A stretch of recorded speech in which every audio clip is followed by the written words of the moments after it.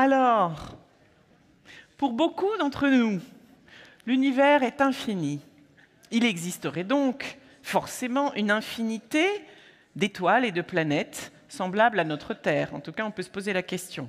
À nous d'aller explorer l'univers, hein, jusqu'à Mars et plus loin encore, pour les trouver.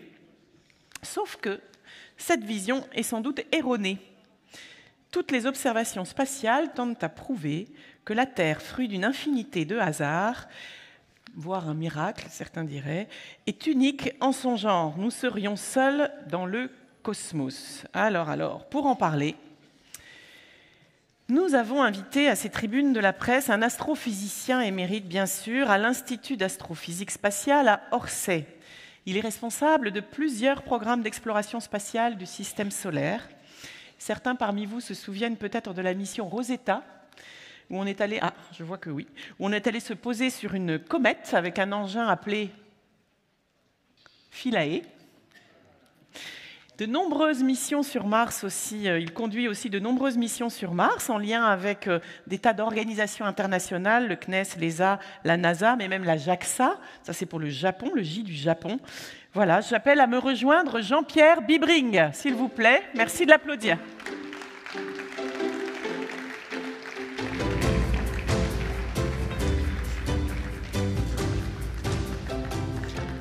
Un dernier petit mot, Jean-Pierre est allé explorer pour nous le lien évidemment entre la guerre des identités et l'astrophysique, parce que quand même, on peut se poser la question. Carte blanche, monsieur.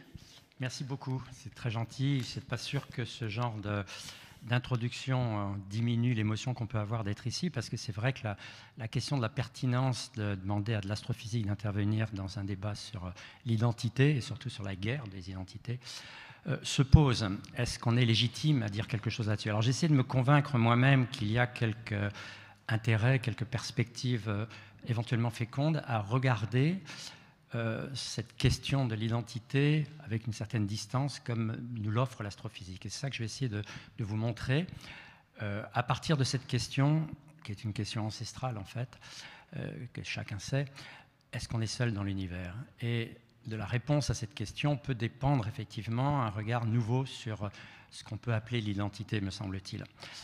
Alors, en général, quand on se pose cette question-là, on sait que chacun a une réponse. Cette réponse, elle varie au cours du temps, elle varie en fonction des gens à qui on s'adresse. Et la première chose que j'aimerais faire, c'est vous demander à vous, que je vois mal, hélas, est-ce que vous pensez est-ce que vous croyez qu'il y a de la vie ailleurs que sur Terre? Si vous le pensez, levez la main, juste que j'ai un petit peu une idée à qui je m'adresse ici. Oui. Est-ce que ceux qui pensent le contraire, est-ce que vous pourriez lever la main? Il y en a quelques-uns quand même. En général, je pose la question avant et puis je la repose à la fin de la conférence pour voir si ça servait à quelque chose de faire ça. C'est étrange, en fait, qu'il y ait des réponses tout simplement à cette question, parce que cette question, elle ne répond à aucune démarche scientifique, à aucune observation qui nous dit qu'il y a de la vie ailleurs. Et d'ailleurs, il n'y a aucune observation qui dit le contraire. Donc la réponse à cette question, ou cette question elle-même, elle est en fait parfaitement dogmatique. On a un ensemble de représentations qui nous permettent d'avoir une réponse à cette question. Ces représentations, bien sûr, ont changé dans le temps. En général, pour comprendre pourquoi, très majoritairement, les gens répondent par l'affirmative à cette question, qu'il y a de la vie ailleurs, ne serait-ce que par réflexe d'humilité, ou bien on dit, quand on veut être un peu plus, je ne sais pas, précautionneux, on dit il y a d'autres formes de vie ailleurs, la vie sur Terre, elle est unique, mais pas comme vie, elle est dans une forme unique, mais il y a d'autres formes ailleurs. Ce que je vais essayer de vous montrer, c'est que maintenant que la science essaie de rentrer dans cette question-là, il y a une réponse, il y a plusieurs réponses qui vont apparaître, dont l'une que je peux déjà donner, mais en principe, il faut attendre quelques minutes pour cela, c'est que le concept même de vie pose problème, en fait. Et qu'on en est peut-être au stade où il faudrait dépasser cette notion de vivant par rapport au non-vivant. Mais reprenons dans l'ordre, si je puis dire. Déjà, dans l'Antiquité, il y avait bien sûr des mots pour dire la vie dans l'Antiquité grecque. Pour ceux qui ont fait du grec ancien, c'est zoé pour la vie, zoon pour le vivant. Pourquoi? Parce qu'à l'époque, il y a bien sûr des gens qui disaient qu'il y a une différence entre une pierre et un arbre, et donc il y en a un qu'on va appeler vivant et l'autre on l'appellera non-vivant. À l'époque, bien sûr, il n'y avait pas de biologie, il n'y avait rien qui permettait d'asseoir cette réalité sur une compréhension quelconque de ce qu'est le vivant par rapport au non-vivant. Après, il y a eu l'âme, il y a tout ce qu'on veut, mais ça ne pouvait pas être une démarche scientifique. Et en général, on prend comme point de repère, mais ça n'a pas grand sens parce qu'il y en avait certainement avant. Épicure, vous savez que ce monsieur Épicure, 4 siècles avant Jésus-Christ, il a écrit des textes assez extraordinaires. Donc, comme on en a la mémoire, on pense que c'est parmi les premiers, mais très vraisemblablement, lui-même, il avait emprunté ça à d'autres avant.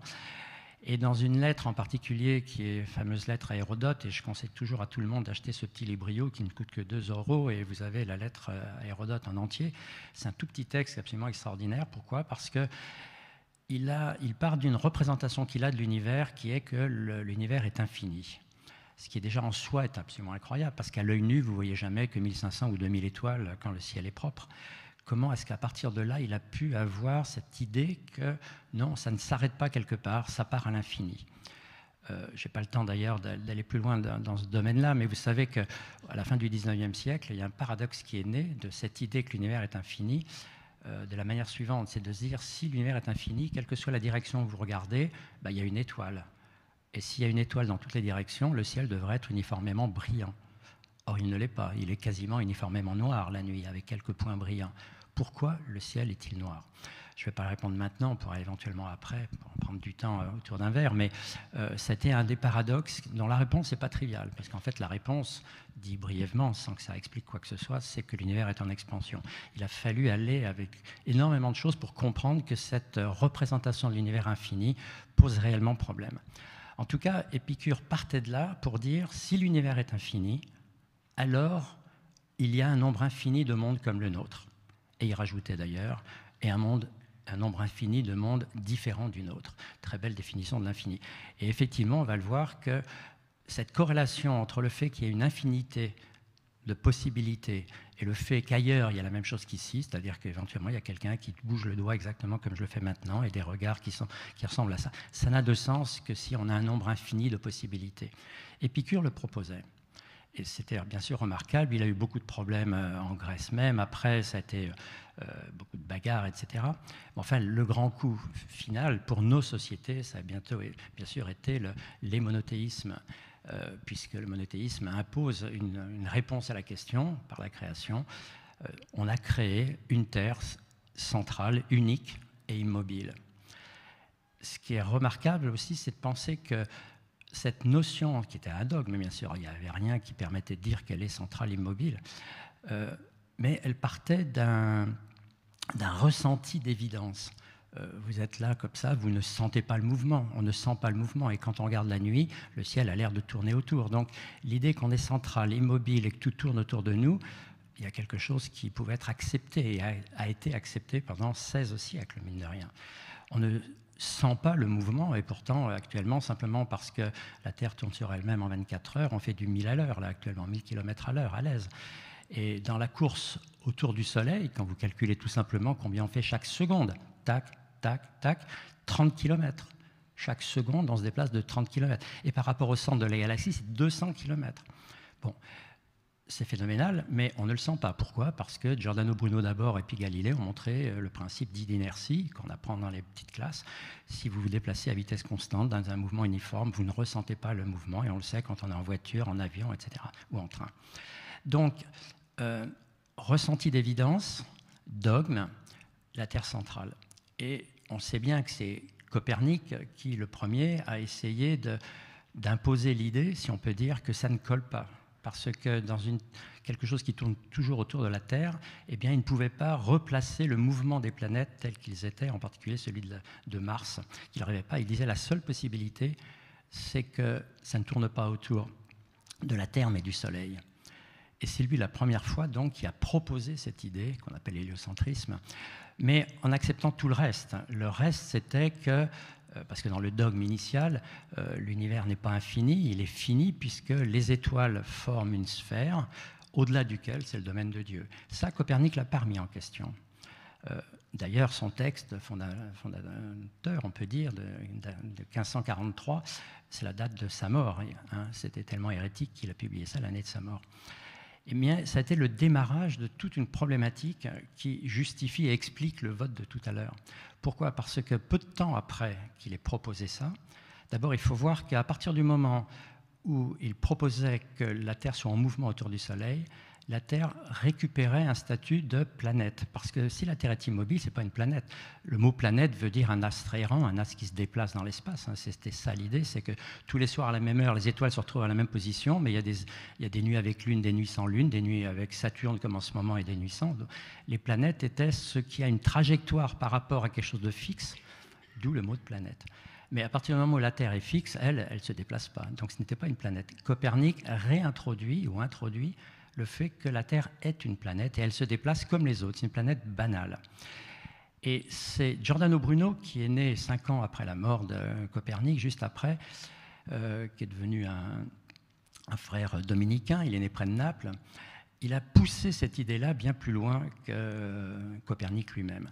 Il a commencé par reprendre l'idée de l'univers infini. Il a dit l'univers ne s'arrête pas là, l'univers est infini, ce qui lui a posé bien sûr des problèmes, parce qu'il n'y avait plus d'espace pour Dieu, tout dominicain qu'il était. Il a dit mais il n'y a pas de problème, Dieu est partout, donc il est à l'échelle microscopique, il est dans les atomes, il est n'importe où, donc je n'ai pas de problème avec ça. Et il a rajouté une autre idée importante, qui est de dire que le Soleil est une étoile. Étoiles et Soleil sont de même nature. Et comme l'univers est infini, il y a une infinité d'étoiles, et comme les étoiles sont des soleils, il y a des planètes autour. Donc il y a une infinité de planètes. Et voilà reparti ce qu'a été le dogme de ce qu'on appelle la pluralité des mondes. D'ailleurs, j'en veux beaucoup à Wikipédia, parce que si vous tapez pluralité des mondes sur Wikipédia, vous allez trouver Fontenelle, évidemment, un siècle après, mais pas Giordano Bruno, qui pourtant est celui qui a remis ce dogme à l'ordre. Donc en insistant sur le fait que l'infinité de l'univers impose qu'il y ait pluralité des mondes, c'est-à-dire qu'il y a des terres comme la nôtre, et donc il y a de la vie ailleurs que sur Terre. Il a proposé ça, et comme on le sait, il a été bien sûr excommunié, il a été voir du côté de Calvin et Luther, il a été excommunié là-bas aussi, il a erré un peu partout en Europe, il a fini par trouver un boulot à Venise comme précepteur du fils d'un certain Mocenigo. Pour ceux qui connaissent Venise, il y a un très beau palais de ce monsieur-là. Et il a été dénoncé en 1593. Il a eu une année de procès par l'Inquisition de Venise, mais c'était à un tel niveau qui s'est passé à l'Inquisition de Rome, 7 ans de procès au total. Et on lui disait, mais abjure, t'en as rien à faire. Qu'est-ce que ça peut... Il a été d'accord pour abjurer de tout, parce qu'il avait, il n'y a pas que ça qui mettait en cause. Le fait que la Vierge soit vierge, enfin bon, tout. Il était d'accord pour abjurer de tout, sauf une chose, qu'il y a pluralité des mondes. Et c'est pour ça qu'il a été brûlé sur le Campo dei Fiori à Rome, hein, sur la grande place. Il y a sa statue au centre, il y a le restaurant La Carbonara derrière. Et pour cette autre chose, c'était une mort humiliante, atroce, où il a été brûlé. C'était le 17 février 1633 ans avant le procès de Galilée, pour avoir proposé qu'il y ait d'autres mondes vivants. C'était dur hein, d'imposer ces idées à l'époque. Et bien sûr, c'était le démarrage de tout un process où il y a eu Galilée, bien sûr, puis ensuite Newton. Je ne vais pas détailler tout ça. Mais en 2 mots, toute la physique qui s'est construite à partir de là, elle a eu un objectif essentiel. C'est l'unification des choses pour montrer qu'il y a 4 forces essentielles. Au début, il n'y avait que la gravité universelle, puis il y a eu ensuite l'interaction électrostatique qui est devenue électromagnétique, puis la physique nucléaire, etc. 4 forces essentielles qui ont comme caractéristique d'opérer de la même manière à toutes les échelles de l'univers. C'est-à-dire que ces forces suffisent à comprendre l'univers, du microscopique jusqu'au macroscopique, l'univers dans son ensemble. Mais vous voyez, la difficulté, c'est qu'à partir du moment où les mêmes forces travaillent à toutes les échelles, avec cette idée que les mêmes causes produisent les mêmes effets, eh bien, effectivement, ça peut asseoir l'idée que tout ce qui a conduit à la Terre comme objet, ou à la vie comme structure, eh bien, il y en a ailleurs. En tout cas, la physique ne peut pas s'opposer à ça, puisqu'elle dit, en tout cas dans sa déclinaison de cette époque-là, qu'effectivement, la même chose doit se passer ailleurs, ou peut se passer ailleurs. Eh bien, c'est cette construction qui, à nouveau, n'était pas du tout scientifique, en sens où il n'y avait rien qui montrait la réalité de cette idée qu'il y a de la vie ailleurs. Elle a parcouru les siècles comme ça, pour l'essentiel jusqu'à aujourd'hui, d'où le vote de tout à l'heure. Mais elle a surtout été marquée par le fait que quand le spatial est né, donc il y a 60 ans, avec Spoutnik d'abord, et puis tout ça, un des objectifs premiers de l'exploration spatiale, ça a été de valider cette idée, et donc de rechercher dans le détail et dans le concret la vie ailleurs. Et c'est extraordinaire de voir comment, progressivement, l'exploration spatiale a imposé un changement de paradigme qui n'est pas encore entièrement acquis en tant qu'accepté par toutes les communautés, mais il est en pleine construction. Et je crois que c'est très important. C'est là-dessus que je vais dire quelques mots maintenant. La première grande construction qui s'est faite dans le spatial, ça a été d'abord du côté des soviétiques. Il y a eu Sputnik, il y a eu Laika, il y a eu Gagarine surtout. Et vous savez que la réponse à tout ça, c'était par Kennedy, le programme Apollo. Il n'avait pas le choix. Une fois que les soviétiques avaient fait toutes les grandes premières, il n'avait rien d'autre à faire que de dire au moins il y aura un Américain sur la Lune. Il propose ça en 61, donc juste après le vol de Gagarine, qui était en avril 61. Lui le propose au mois de mai. Il n'a pas vu d'ailleurs la réalisation, comme vous le savez, il a été assassiné l'année suivante. Mais le programme Apollo a continué. Et il s'est passé un truc intéressant. Alors, si je peux avoir la première diapositive, pour ça, il faut que je fasse ça, je pense. Voilà. En 68, il s'est passé quelque chose d'extraordinaire. C'est que à Noël 68, ou juste avant Noël 68, les Américains, dans le cadre du programme Apollo, étaient en train de tester tous les systèmes, mais ils n'avaient pas encore le module pour se poser. Donc, ils devaient tester tous les systèmes en orbite autour de la Terre.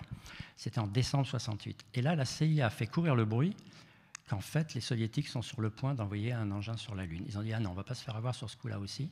Et les 3 astronautes qui devaient en fait faire le tour de la Terre, on leur a dit « Ben non, au lieu de faire le tour de la Terre, vous allez faire le tour de la Lune. Au moins, vous serez les premiers à avoir été sur place ».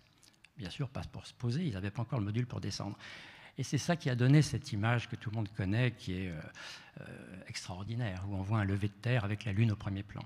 Mais le plus intéressant n'est peut-être pas là. Le plus intéressant, je trouve, alors ça va être là, c'est que sur le chemin, ces 3 astronautes sont les premiers humains à être cet extrait de la gravité terrestre suffisamment loin pour voir la Terre comme une boule réellement qui flotte dans l'espace. C'est la première fois qu'on faisait, alors bien sûr ça paraît banal parce qu'aujourd'hui tout le monde a vu cette image-là, prise pour la météo en particulier, mais il y a eu une première image, et cette première image c'est celle-ci, le 22 décembre 68. Pour la première fois donc, la Terre apparaissait comme une boule qui flottait dans l'espace comme les autres. Eh bien l'interprétation de cette image-là, qui a beaucoup changé, c'est là-dessus que je vais intervenir bien sûr maintenant, mais c'était justement de conforter cette idée que la Terre est un objet banal, elle est comme les autres, c'est une boule sur le fond noir du ciel. Il a fallu du temps pour que les gens réalisent que sur cette image, ce qu'on montre, c'est que justement la Terre n'est pas comme les autres. Mais à l'époque, c'était vraiment ça. À tel point que ce que les Américains ont voulu faire juste après, le programme Apollo, qui a été un programme merveilleux, sur lequel je reviendrai d'ailleurs tout à l'heure à propos de l'origine de la Lune, ils se sont dit, mais maintenant, puisque la Terre est une planète banale, il y a de la vie partout, et bien on va aller sur Mars. On va aller sur Mars, pourquoi et pour quand? D'abord, le pour quand, c'était pour le 4 juillet 1976, parce que c'était le 200e anniversaire de la création des États-Unis, de l'émancipation de la Grande-Bretagne, et ils voulaient aller sur Mars. Pourquoi sur Mars? Parce qu'on voit bien, ça c'est une image que j'adore, parce que c'est une image qui est celle vraiment prise par Viking à la surface de Mars, où on voit son sol rouge, enfin orangé.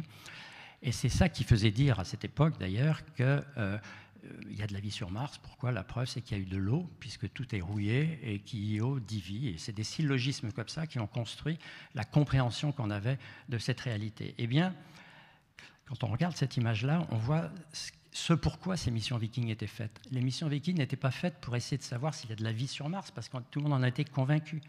C'était pour caractériser le métabolisme de la vie martienne. Vous voyez ce qui est blanc là? Alors je devrais avoir même un... Je devrais avoir ça. Non, c'était pas ça que je voulais faire, tant pis.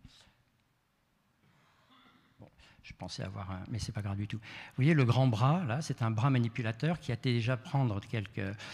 piocher un petit peu du sol martien, qui mettait dans des expériences, dans des compartiments comme ça, où la question était de savoir, est-ce que la vie martienne, ça va être comme nos végétaux vont absorber du gaz carbonique et recracher de l'oxygène, ou comme nos mammifères, l'inverse, prendre de l'oxygène et recracher du gaz carbonique. C'était ça les expériences de Viking, extraordinaires, dont on connaît le résultat, qui est qu'elles ont travaillé pendant plusieurs années, et il n'y avait pas besoin de vie pour expliquer les résultats. Il suffit d'un sol très oxydant, et ça suffisait comme ça. C'était le premier grand ébranlement, en fait, de ce dogme de la pluralité des mondes. Le deuxième est venu juste après. Ils se sont dit, les Américains toujours, Si ça ne marche pas sur Mars, parce que c'est quand même très aride, il n'y a pas d'eau, comment ça se fait qu'il y ait de l'eau sur la Terre, il n'y en a pas là-haut? Ou ailleurs que sur Mars et ailleurs que sur Terre, il pourrait y avoir de l'eau liquide. Il se trouve qu'à l'époque, il y avait un seul objet sur lequel on pouvait penser qu'il y avait de l'eau à l'état liquide à la surface. Cet objet, c'est Titan, le plus gros des satellites de Saturne. Pourquoi? Parce qu'au télescope, on avait l'impression que l'atmosphère regorgeait de méthane. Le méthane, c'est un gaz à effet de serre, donc même si Saturne, et donc Titan est très loin du Soleil, si vous bloquez tout le rayonnement, la température monte et à un moment donné, l'eau sera stable à l'état liquide, on sera au-dessus de 0 degré. Et les gens se disaient, de l'eau et du carbone dans le méthane, banco. Les diapositives, c'était des diapositives à l'époque que la NASA avait présentées au Congrès américain pour faire passer la mission, qui s'est appelée la mission Voyager. Il y en a eu 2 qui sont partis. C'est extraordinaire parce qu'on voit une animation où ils étaient convaincus qu'avec un survol rapproché de Titan, qui était le but de la mission, de passer tout près de Titan, on verrait des geysers, éventuellement des dauphins qui sautent, quoi. C'était ça qu'on voulait faire. Et ce n'est pas de la préhistoire, c'est en 81 que ça se passait. Et donc, il y a 40 ans, on avait encore cette idée qu'il peut y avoir, ailleurs que sur Terre, de l'eau à la surface d'un objet. Et c'était donc de celui-ci qu'il s'agissait, de Titan. Le résultat, bien sûr, on l'a connu, pour ceux qui ont suivi un petit peu ça, mais en primaire, vous l'auriez su si ça avait été le contraire. Il n'y a pas d'eau à la surface de Titan. Le méthane, c'est que 1% et non pas plus de 90%. Le reste, c'est de l'azote moléculaire, probablement en équilibre avec de l'azote liquide. Il fait moins de 200 degrés. Bref, il n'y a pas d'eau liquide. Et donc, ce dogme-là, donc, a commencé à être sérieusement ébranlé. On s'est dit, attends, il y a vraiment un problème avec cette histoire-là. La Terre apparaît progressivement, réellement, de plus en plus unique. Il n'y a vraiment pas moyen de trouver l'équivalent ailleurs. Et c'est comme ça que progressivement, je vais aller vite quand même maintenant, on s'est aperçu que ce qui domine dans le système solaire, c'est vraiment non pas l'unification, le fait qu'il y a la banalité, mais c'est la diversité.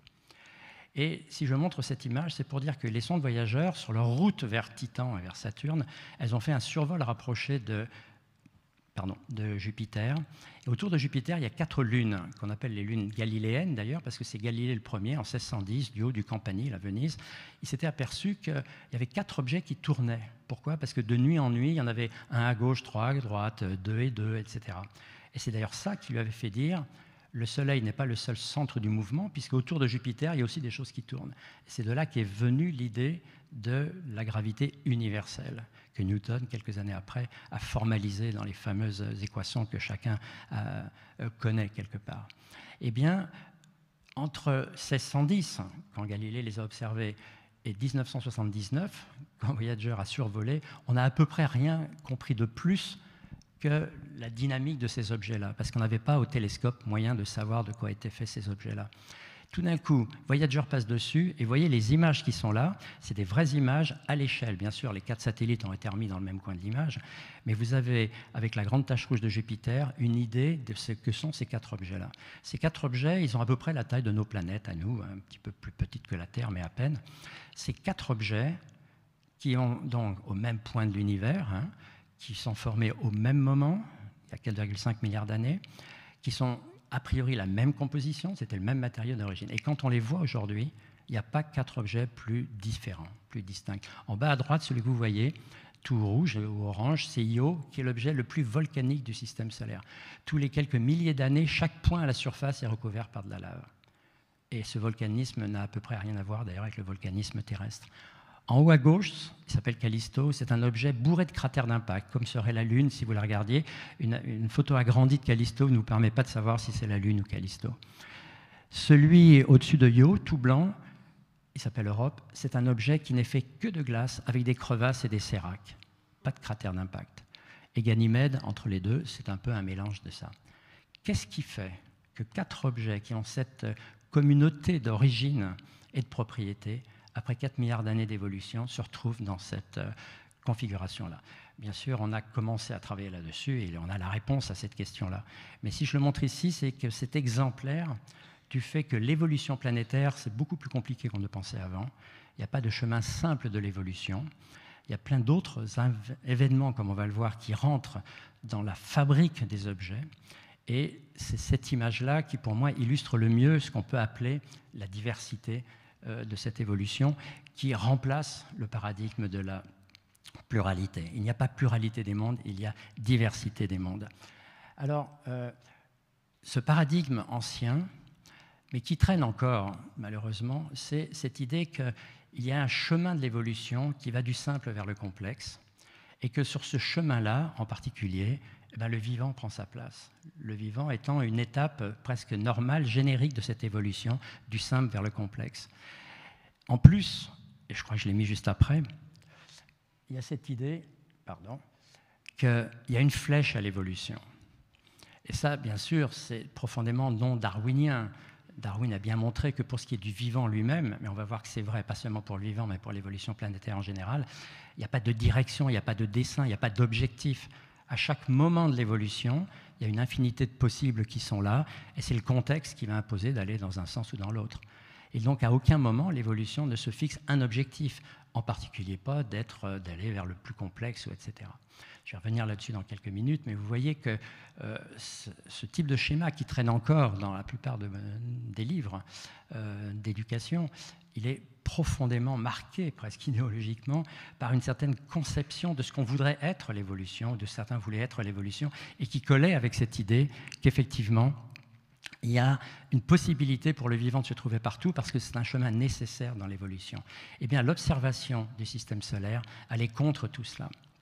Et alors, ce qui est remarquable, c'est que, décidément, je vais trop vite, c'est que cette image que je vous ai montrée à gauche, donc de la Terre prise en 68, quand on la compare maintenant aux images que l'on fait, ce que j'ai mis à droite, c'est une image qui a été prise par Thomas Pesquet lors de son premier voyage en 2017, elle fait apparaître justement ce qui n'est pas du tout banal. Vous voyez la couverture en nuages, le fait qu'il y ait des océans. On s'aperçoit qu'en fait, la Terre est le seul objet dans le système solaire à avoir des océans dont on sait maintenant qu'ils sont pérennes depuis plus de 4 milliards d'années. À charge, bien sûr, d'essayer de comprendre d'où vient cette eau, pourquoi elle est comme ça. Je vais vous en dire 2 mots dans un instant. L'atmosphère, surtout. C'est dommage que ça ne fonctionne pas. Pourquoi ça ne fonctionne pas? Si ça devrait fonctionner. Vous voyez le petit fil atmosphérique qui est ici, là, qui est tout petit ici, qui ne fait que quelques kilomètres. Tout le monde le sait, mais il faut prendre la mesure de ce que ça veut dire. La Terre a fabriqué, si on peut dire, au cours du temps, entre autres par la biosphère elle-même, une enveloppe qui fait qu'on est là pour en parler. Mais cette enveloppe, elle procède d'une interaction avec précisément ce qui était en dessous, absolument incroyable. Mais elle ne fait que 2 ou 3 kilomètres dans ce qui est le plus capital, dans ce qui va ensuite fabriquer la couche d'ozone, etc., qui bloque le rayonnement ultraviolet au-dessus et qui a permis à la vie de sortir des océans pour aller sur les continents. Ça a pris quand même 2 milliards d'années, cette affaire-là. Eh bien, on commence à comprendre non seulement que les planètes sont toutes diverses, mais quelle est l'origine de cette diversité. Et c'est là-dessus que je vais rester quelques minutes aussi, parce que de là va sortir un des principes essentiels qui va arriver à cette notion d'identité. Le principe de base, c'est que jusque-là, si je puis dire, l'évolution, on l'a considérée comme déterminée par les lois de la nature. Parce que les lois de la nature, les lois de la physique, c'est quelque chose qui est déterministe par essence. La gravité, elle vous dit, avec les formules, que si je prends ça et que je le lance, je peux calculer la trajectoire et savoir où ça tombe. Sauf que, bien sûr, ça dépend de la précision que l'on veut. Parce qu'en fait, la vraie trajectoire va dépendre non seulement de la courbure de la Terre, etc., mais aussi de la manière très précise que mes doigts ont de tenir ça, etc. Donc en fait, il n'y a jamais 2 trajectoires strictement identiques, parce qu'il n'y a jamais des conditions initiales strictement identiques. On a toujours pris ça comme secondaire. En fait, c'est essentiel. Dès que vous changez un tout petit peu les conditions initiales, ou est-ce que vous permettez qu'à un moment donné, il y a un facteur qui intervienne ici, tout d'un coup, le déterminisme s'effondre. Et tout d'un coup, vous apercevez que le contingent, c'est-à-dire le contexte, va prendre un rôle majeur dans l'évolution. On dit toujours, si un footballeur tire 10 fois de suite dans les buts, les 10 tirs seront tous différents. D'ailleurs, c'est pour ça qu'il y en a qui marchent et d'autres pas. Pareil avec un joueur de tennis. Pourquoi? Parce que même si on essaye de réappliquer à l'identique les gestes, etc., on sait bien que c'est impossible. Eh bien, c'est vrai de tout phénomène évolutif. Il n'y a pas de cas où un phénomène évolutif et un autre peuvent être strictement identiques. Et comme on va le voir, c'est de cette impossibilité de l'identique que va naître l'identité, précisément. Donc, parmi les... Je vais prendre 1 ou 2 exemples, si je n'ai pas beaucoup de temps. Alors, il paraît qu'il y a une montre quelque part. Ah, ben, elle est là, ouais. Donc, j'ai encore un petit peu de temps, donc je peux expliquer au moins un des événements dont vous allez comprendre à quel point il va influer sur le suite. On a ça à voir avec la formation de la Lune. Vous savez que quand il y a eu l'émission Apollo, je vous ai dit, donc dans les années 60, Elles sont parties, il y avait 3 hypothèses possibles pour l'existence de la Lune, comment elle s'est formée. Là-dessus, on ramène des échantillons, on travaille sur les échantillons et on essaye, à partir des analyses sur les échantillons, de valider lequel des 3 modèles est le plus probable. Et le résultat, c'est qu'aucun des 3 n'allait. Il a fallu inventer un 4e modèle. Je suis un peu sensible à ça parce qu'il se trouve que moi, j'ai commencé ma vie scientifique avec les échantillons lunaires. C'est pour ça que j'en parle. Parce que c'était extraordinaire. C'était le fait qu'il y ait des gens qui aillent là-bas, qui ramènent des échantillons et qu'on puisse travailler là-dessus. Il a fallu réinventer un autre modèle. Et le modèle, il est symbolisé ici. C'est dans les années 70, donc plutôt vers la fin des années 70, qu'on a réalisé que pour comprendre l'existence de la Lune, il faut supposer que la Terre, très tôt dans son histoire veut dire quelques millions d'années après avoir été formée, mais elle est formée il y a 4,5 milliards d'années, elle a subi un énorme choc, et on pense maintenant que c'est un processus très générique. Tous les objets ont eu beaucoup de chocs dans le système solaire primordial, on va dire. Elle a reçu un choc par un objet, souvent on l'appelle Theia, et ce choc était tel qu'il a fabriqué un disque de matière autour de la Terre, et c'est dans ce disque de matière que s'est réaccrété cet objet qu'on appelle la Lune. Dit comme ça, pourquoi pas? Et en fait, on s'aperçoit que la plupart des planètes, Mars par exemple, a 2 petites lunes, ça procède certainement aussi d'un impact que Mars a eu très tôt, et des collisions, il a dû y en avoir beaucoup. Mais là où les choses deviennent vraiment passionnantes, c'est qu'on s'aperçoit que cette Lune, elle a eu des effets énormes sur l'évolution de la Terre. Bon, tout le monde connaît bien sûr les marées océaniques, mais les marées océaniques, je dirais, c'est pas ça qui a changé la face du monde pour la Terre. Ça change plein de choses quand on a des marées près de chez soi, mais ce n'est pas plus que ça. C'est un astronome français qui s'appelle Jacques Lascar qui a montré un phénomène beaucoup plus important peut-être. Et je vais vous dire qu'il y a d'autres effets de cet impact qui ont été fondamentaux, entre autres de ramener de l'eau à la surface de la Terre. Ce qu'a montré Jacques Lascar, c'est la chose suivante. On sait tous bien sûr que la Terre tourne sur elle-même en 24 heures autour d'un axe incliné de 23 degrés et quelque chose qui est la latitude des tropiques. On le sait depuis longtemps, les Grecs le savaient déjà. Et on se demande pourquoi cet angle de 23 degrés et pourquoi il est stable. Et on voit bien que cet angle-là de 23 degrés, il reste constant alors que l'axe lui-même tourne comme une toupie, comme ça. En 26 000 ans, c'est ça ce qu'on appelle la précession des équinoxes, qui fait que malgré tout, comme ça tourne comme ça, vous voyez que la durée du jour et de la nuit à une certaine latitude va changer au cours du temps par rapport au Soleil, et c'est ça qui fait des cycles climatiques, qu'on appelle le cycle des glaciations. Mais avec toujours cet angle de 23 degrés qui reste constant. Et on voit bien que c'est assez fondamental, parce que s'il ne restait pas constant, si de temps en temps l'axe d'épaule allait dans la direction du Soleil, vous imaginez les changements climatiques qui seraient autrement plus importants que ceux qui sont simplement dus à cette précession qui n'est fait jamais que des variations de température de quelques degrés. C'est beaucoup quelques degrés, mais enfin ce ne sont que de quelques degrés. Si de temps en temps les glaces étaient dans la direction du pôle, vous imaginez ce que c'est. De temps en temps les océans s'évaporiseraient entièrement ou les glaces fondraient complètement, le niveau des mers changerait, enfin bref, ça ferait des changements climatiques constants. Eh bien, Jacques Lascar a montré que c'est la Lune, cette Lune-là, qui a comme effet de stabiliser cet angle à 23 degrés, à 1 degré près sur plusieurs milliards d'années.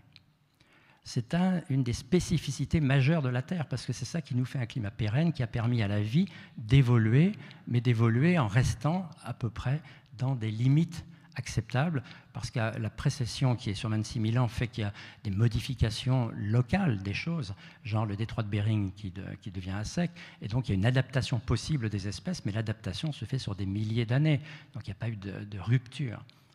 D'ailleurs, mais ce n'est pas le but de ce que je vais raconter aujourd'hui, ce même écart de quelques degrés est celui que l'homme, par son activité, est en train de fabriquer, ni plus ni moins, sauf qu'au lieu d'être sur des échelles de temps de milliers d'années, c'est sur quelques décennies. Et tout le problème dont on parle à propos du changement climatique, sur lequel, si j'ai le temps, je reviendrai après, c'est que cette amplitude-là, elle va supposer une adaptation sur des décennies, et on n'est pas sûr que les systèmes de régulation peuvent se mettre en place.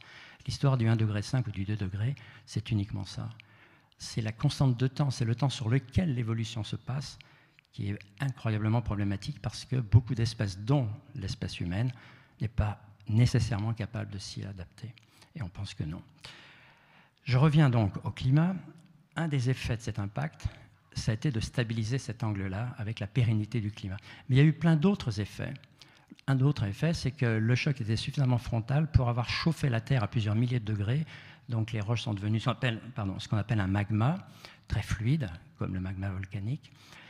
Mais il se trouve qu'au moment où il y a eu ce choc, l'essentiel de l'eau était déjà dans la Terre parce que l'eau est venue très tôt dans son histoire par des objets de type cométaire qui sont venus se mélanger au grain lorsque la Terre a grossi.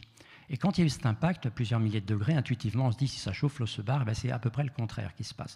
L'eau adore les plasmas, donc c'est resté dedans, et c'est quand ça s'est contraint, quand il s'est refroidi, quand la Terre s'est refroidie, qu'une partie de l'eau est arrivée en surface.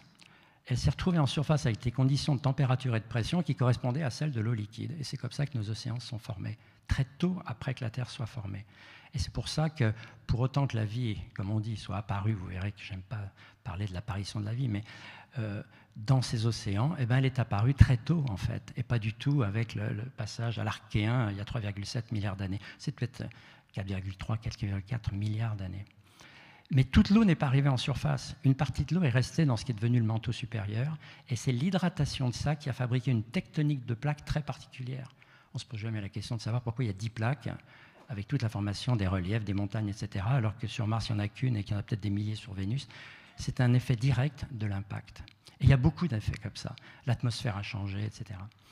Alors pourquoi est-ce que c'est important? C'est que toute l'évolution de la Terre a été modifié par les caractéristiques de cet impact. Si vous fabriquez un impact un petit peu différent dans sa géométrie ou dans la masse relative de l'impacteur Theia et de la Terre, vous allez avoir un effet complètement différent. Si vous êtes plus frontal ou plus tangentiel, vous n'aurez pas le disque, vous ne fabriquerez pas une lune équivalente à ça, et aucun des effets dont je viens de parler, y compris la fabrication des océans, ne va se passer de la même manière.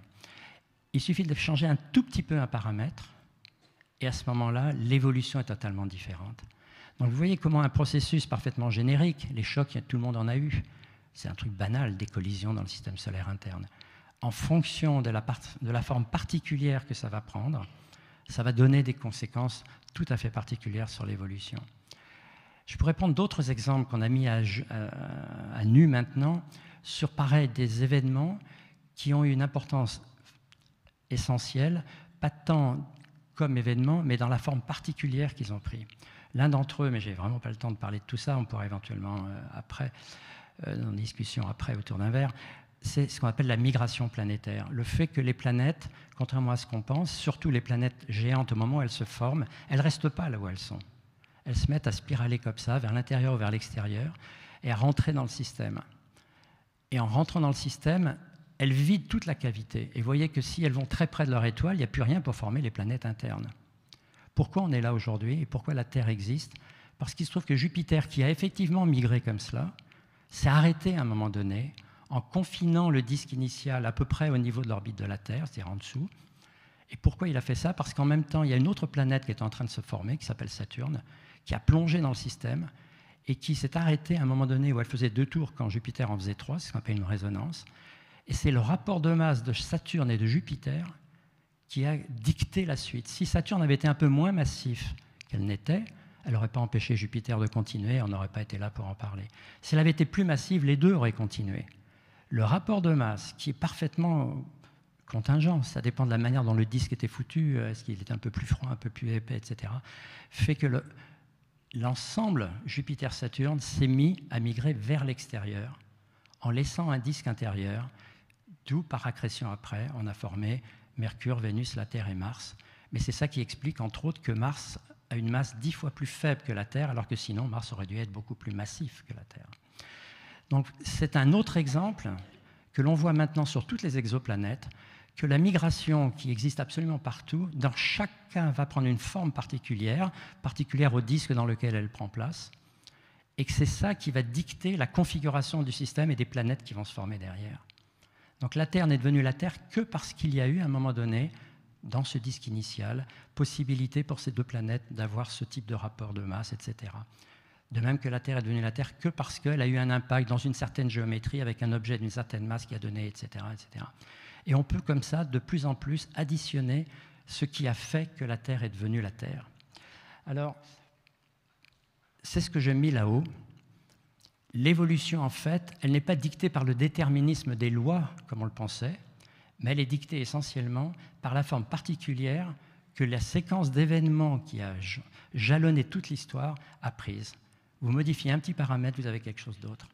Et c'est ça qui conduit à cette idée qui est une idée, je crois, forte, sur laquelle il commence seulement, mais il commence quand même à avoir un consensus, au moins dans la communauté, c'est que la Terre ne peut pas ne pas être absolument unique à partir du moment où on rentre dans une définition de la Terre qui prend en compte réellement l'ensemble des choses, y compris le développement du vivant tel qu'on le connaît aujourd'hui. Donc une fois qu'on a compris cela, bien sûr, la question suivante, c'est qu'est-ce qui se passe pour le vivant? Est-ce que le vivant est l'une de ces propriétés de la Terre, très particulières à la Terre, liées à sa propre évolution, ou est-ce que, comme on le mettait tout à l'heure sur le... je ne vais pas le faire comme ça, je vais le faire d'abord dans l'autre sens.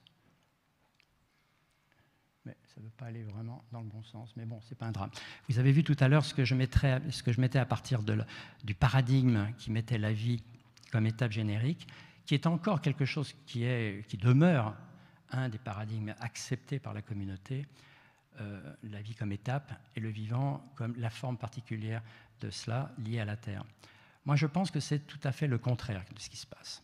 Et c'est vers ça que je voudrais aller maintenant. De la même manière que plus on comprend l'évolution de la Terre comme résultant de cette séquence très particulière de formes prises par des événements, je pense que pour le vivant, c'est à peu près la même chose qui se passe. Alors, je reprends ce que je marquais ici. Vous voyez cette carte-là où j'ai pris comme ça sur Wikipédia des différentes choses. Je vais le marquer ici. Certains d'entre vous vont se reconnaître dessus. Qu'est-ce qui est important là-dedans? C'est de voir que l'ensemble de ce qui est marqué là est exemplaire du fait qu'il n'y a que 4 particules qui nous constituent, tous. Mais une fougère comme Einstein. 4 particules, 2 quarks, U et D, c'est des quarks, et 2 leptons, un électron, un antineutrino. Nous sommes faits que de ces 4 particules.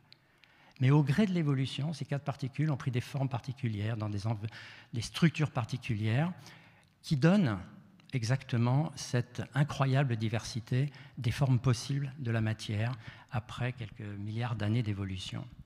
Mais il y a une communauté incroyable qui met sur le même plan, quelque part, non pas l'homme et la nature, parce que je n'aime pas même distinguer l'homme de la nature, mais l'ensemble du produit de cette évolution. Le vivant n'est que l'une des manifestations de la manière dont la chimie organique sur Terre, compte tenu de ce qu'a été l'évolution de la Terre, a pris forme. Il n'y a pas eu que la chimie organique, il y a eu d'autres chimies qui sont passées, la chimie du silicium, la chimie, etc., qui ont donné des planètes, qui ont donné tout ça. Et tout ça procède de le même type de conception d'évolution, qui est l'importance du contexte pour comprendre qu'à un moment donné, dans la diversité des possibles, c'est ça qui se passe. Alors le vivant, de mon point de vue, ça n'a pas de sens de le penser autre qu'unique et autre que totalement lié, une manière contingente, à l'évolution de la Terre. Alors là, bien sûr, ça pose des questions qui sont autrement plus délicates dans la communauté scientifique et hors de la communauté scientifique. Est-ce qu'il peut y avoir une exobiologie? Est-ce qu'on peut penser qu'il y a de la vie ailleurs ou pas? Ce que je propose ici, c'est justement quelque chose qui va modifier notre manière de penser entre le vivant et le non-vivant. Pourquoi? Parce que je parlais de l'expérience, enfin de l'idée que l'arbre et la pierre sont différents. Quand on essaye, on se met des biologistes autour d'une table et puis on se dit quelle est la propriété de l'arbre qui va le distinguer de la pierre? Eh bien, c'est compliqué. C'est compliqué d'arriver à identifier une propriété dont on pourrait dire cette propriété-là, elle va caractériser le vivant par rapport au non-vivant. Et pourquoi c'est difficile? C'est que cette idée de différencier, de globaliser le vivant d'un côté et le non-vivant, l'inerte et le vivant. La difficulté qu'il a, c'est qu'on a un mode de pensée, effectivement, qui adore les globalisations comme ça, conceptuelles. On a le bien, le mal, le normal, l'anormal, le vivant, le non-vivant, en général d'un point de vue binaire. On adore les caractérisations comme ça. Il y a un philosophe qui s'appelle François Julien, avec 2 L, que pas mal de gens doivent connaître ici, je pense, qui a écrit un petit livre il y a une dizaine d'années que j'aime beaucoup, qui s'appelle, si je me souviens bien, les transitions silencieuses ou les transformations silencieuses. Il dit la chose suivante. Après avoir travaillé pendant 20 ans, c'est un philosophe sur la philosophie grecque, puis 20 ans sur la philosophie chinoise, il dit qu'il y a une très grande différence entre les deux. Nous, on adore les choses comme ça, ce qui nous empêche de voir les transitions entre. Les Chinois, c'est l'inverse. Ils ne s'occupent pas de savoir s'il y a un paquet A, un paquet B. Ce qui compte pour eux, c'est le passage continuel de A vers B. Et il n'y a plus de A et de B, c'est les transitions qui comptent, c'est les transformations qui comptent. Il ne parle pas de biologie ni rien, bien sûr, dans son livre, mais c'est tout à fait adaptable à ça. De mon point de vue, n'y a pas d'origine, il n'y a pas d'apparition à la vie. Vous savez, la question de l'origine de la vie, c'est aussi quelque chose qui est étrange quand on y pense. Il y a une époque, on parlait de l'origine de l'homme. Mais on sait bien aujourd'hui qu'il n'y a pas d'origine à l'homme. Il n'y a pas un moment où il y avait l'homme et que la veille, il n'y avait pas l'homme. C'est une transition progressive dans un milieu où il y avait ce qu'on appelle les hominidés, qui, en fonction du contexte, ont pris telle forme plutôt qu'une autre. S'il n'y avait pas eu le soulèvement de l'Afrique orientale, on ne serait pas là non plus. Il y aurait eu d'autres formes qui seraient passées, etc. Et donc, la vision darwinienne pour le vivant, elle est relativement claire là-dessus. Il n'y a pas de flèche, il n'y a pas de but, il n'y a pas d'objectif, il n'y a pas d'architecte, il n'y a pas de tout ça. Il y a à chaque moment des bifurcations, et c'est le contexte qui va décider où on va dans les bifurcations. Eh bien, c'est accepté à peu près par tout le monde maintenant, par exemple pour l'homme, mais ce n'est pas accepté pour le vivant. Pour le vivant, on pense encore à une origine. Mais c'est quoi l'origine du vivant? Quel est le moment où il va y avoir l'apparition de quelque chose qui va nous dire après c'est du vivant et avant ça ne l'est pas?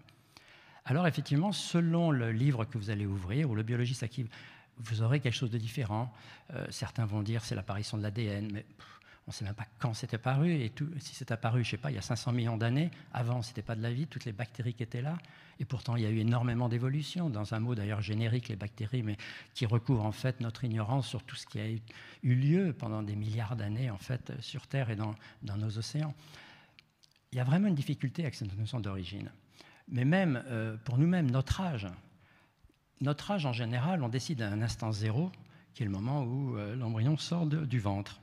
Très bien, on peut prendre ça, c'est une convention, mais c'est une pure convention. On pourrait très bien dire, par exemple, si on prenait l'âge des éléments qui vous constituent, pour l'hydrogène, par exemple, il y a l'hydrogène dans les 3/4 d'eau, comme disait Gilles Boeuf l'autre jour, l'hydrogène de l'eau, on a tous exactement le même âge, à des fractions de secondes près, qui est l'âge de l'univers.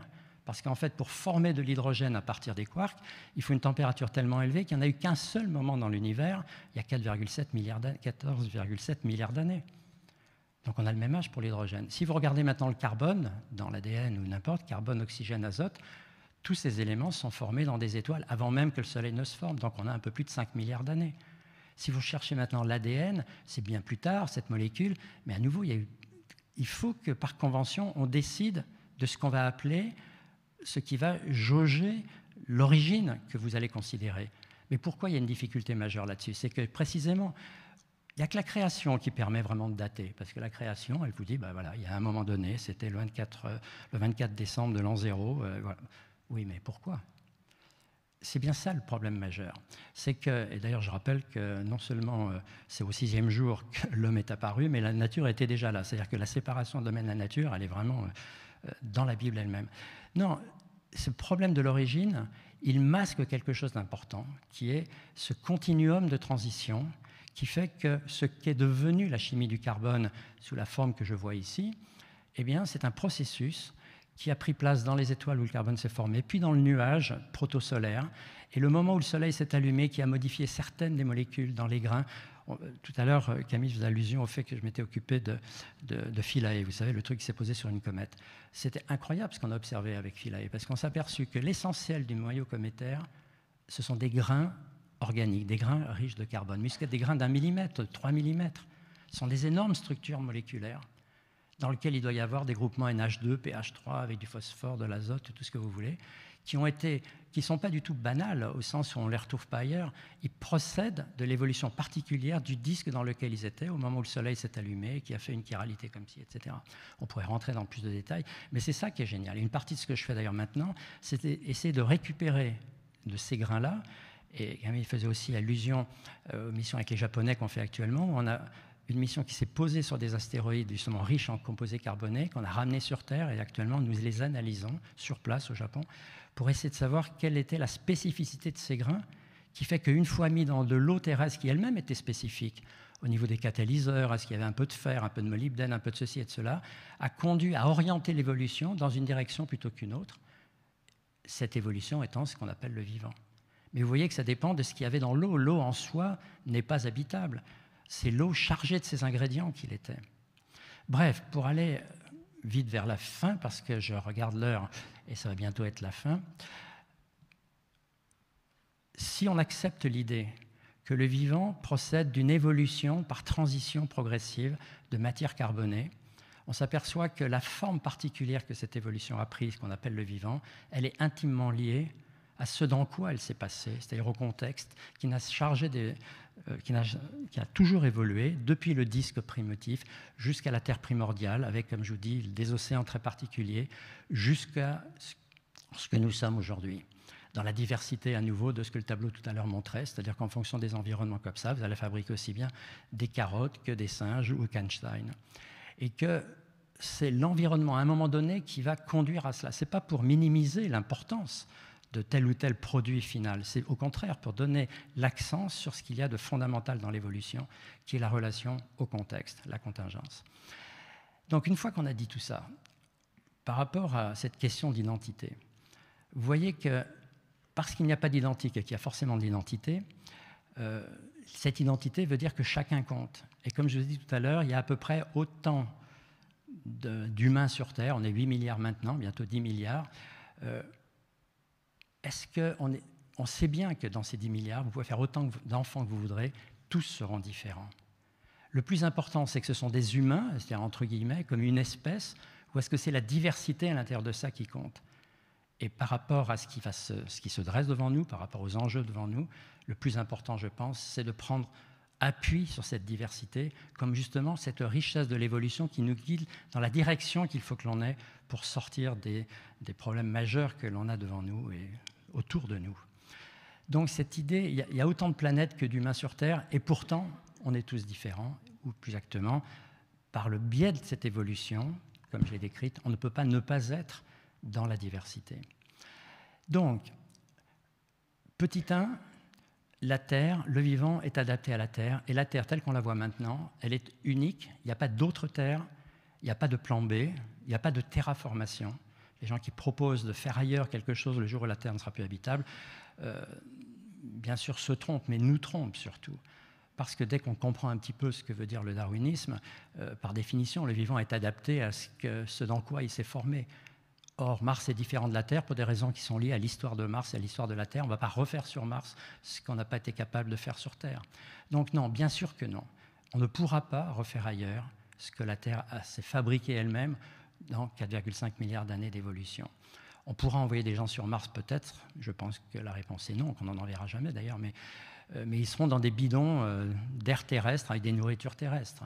On ne peut pas adapter Mars à ce que l'on est. Il faudrait que nous, on ait la capacité de s'adapter à un environnement martien, mais connaissant l'environnement martien, il n'y aura pas d'être vivant au sens où nous, on l'entend, qui pourra s'y développer. Donc, il n'y a pas de terraformation. Donc, le vivant, il est contraint de rester sur Terre, qui est un espace limité dans sa géographie et dans ses ressources. Avec bien sûr ce problème, que la démographie a été galopante. Il y avait 1 milliard d'individus au milieu du 19e siècle, et on est maintenant à 8 milliards. Il y a encore 30 ans, la population doublait tous les 30 ans.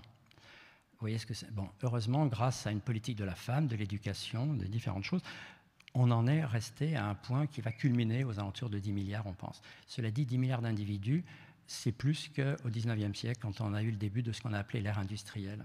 Et pourquoi il y a un problème majeur? C'est que, bien sûr, il y a un problème il y a un problème par rapport aux ressources énergétiques. Il faut fabriquer de l'énergie. Et tous les gens qui disent qu'il suffirait d'en faire moins se trompent et à nouveau nous trompent. Parce que l'accès à l'énergie aujourd'hui est incroyablement inégalitaire. Non seulement on a fabriqué une planète qui, du point de vue humain, est inégalitaire, profondément, quand on pense qu'il n'y a pas encore si longtemps, on vendait des gens, l'esclavage. On est aujourd'hui dans une configuration où les problèmes sont planétaires, la vision est planétaire, l'espace nous offre, il n'y a plus de terre étrangère.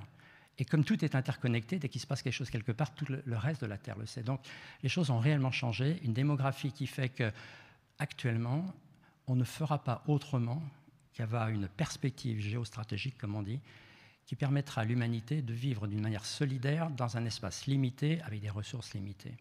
Et bien, quand on met tout ça bout à bout, on arrive à d'abord une chose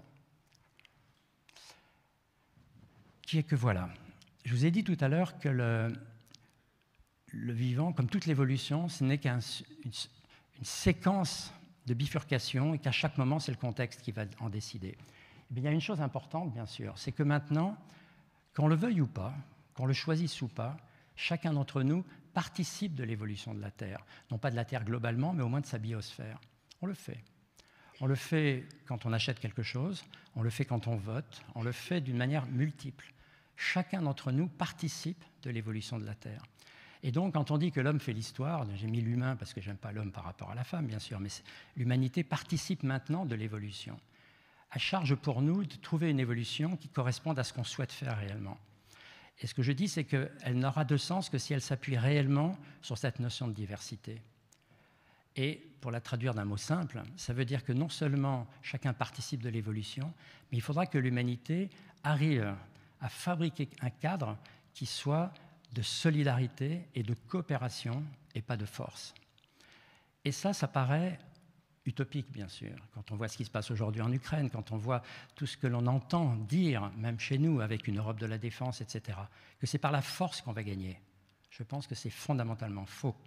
On ne gagnera que si on arrive à modifier les paradigmes essentiels des relations entre les gens qui deviendront des relations de coopération et pas de force. Est-ce que ça a un sens ? Et je pense que ça a un sens. Et que ce qui s'est passé pour le climat démontre qu'on arrive à l'échelle d'une génération à changer des paradigmes essentiels.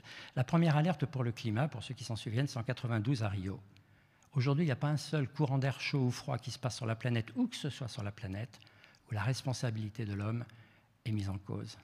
Il y a encore 20 ans, avec la notion d'anthropocène, on disait que c'était l'homme comme espèce qui était responsable. Aujourd'hui, on sait que ce n'est pas le cas. Ce n'est pas l'homme comme espèce, c'est l'homme d'un certain mode de production qui est responsable du problème. Et par rapport aux nos affaires énergétiques, il est clair qu'il y a la possibilité de fournir l'énergie nécessaire à ce que 10 milliards d'individus arrivent à se développer. Mais il faut bien voir qu'à cause de l'inégalité d'accès à l'énergie aujourd'hui, même si on se fixe comme objectif que dans 20 ou 30 ans, chacun aura un accès à l'énergie 2 fois inférieur à ce que nous, Français, nous avons, ce qui n'est pas brillant, ça suppose de multiplier au moins par 2 la production énergétique globale de la planète. Cette idée qu'on peut vivre avec moins d'énergie est une idée fausse, fondamentalement fausse. Parce qu'il y a encore un habitant sur 2 qui n'a pas d'électricité et pas un seul frigo pour mettre un médicament au frais. Tout ça pour dire qu'il faut modifier des paradigmes essentiels par rapport aux grands défis qui sont devant nous, qui sont encore une fois des défis planétaires. Et la vision que l'on a par l'astrophysique de ce confinement, si je puis dire, de l'humanité une et unique, indivisible, sur une Terre aux ressources limitées, nous précise réellement les dimensions dans lesquelles, et les directions dans lesquelles il faut que l'on aille. Et il se trouve qu'aussi bien la science que l'astrophysique, par sa pratique de la coopération, montre les pistes dans lesquelles il faut aller. Donc c'est par ça que je vais terminer ici, pour laisser éventuellement, mais il n'y a plus de temps de questions, j'imagine, en vous remerciant beaucoup, en cette fin de journée, d'avoir écouté jusqu'au bout ce qu'éventuellement l'astrophysique peut apporter à cette guerre de l'identité. Merci. Reste avec nous. On va conclure la journée ensemble, ça me va bien. Reste avec nous. Voilà, un grand merci de nous avoir emmenés dans... être confinés sur la planète Terre, finalement. Il doit y avoir des options. On doit bien pouvoir s'en débrouiller pour que ce soit encore un confinement agréable. Voilà, merci beaucoup pour le petit clin d'œil à moi qui était là en photo dans ta diversité, mais aussi à Didier Pourquerie que j'ai reconnu avec Einstein. En plus, vraiment, on est honoré. Et enfin, avec Jean-Pierre Tucois qui est le père, on va dire, de ces tribunes. Donc vraiment, merci de cette attention. C'était très sympa. Autre chose, peut-être qu'il faut absolument, c'est pas peut-être, donc vous l'avez compris, l'ouvrage de Jean-Pierre Bibring s'appelle « Seul dans l'univers, point ». Il n'y a pas de point d'interrogation. Voilà, l'enjeu, c'est celui-là. Et ça s'appelle aussi, en sous-titre, « De la diversité des mondes à l'unicité de la vie ». Je trouve que c'est un très beau titre, et tu es chez Odile Jacob, aux éditions Odile Jacob, et tu es prêt à dédicacer des ouvrages pour tous ceux qui le souhaiteraient là, en fin d'après-midi. Alors nous, je vous conseille de prendre la bonne bifurcation, puisque la vie est faite de bifurcation, jusqu'à demain matin, 10h. Rendez-vous ici à nouveau. En tout cas, moi, je vais essayer de prendre les bonnes pour être à nouveau au rendez-vous. Voilà, merci encore d'avoir terminé en beauté cette journée avec nous. À demain à tous. Bonne soirée.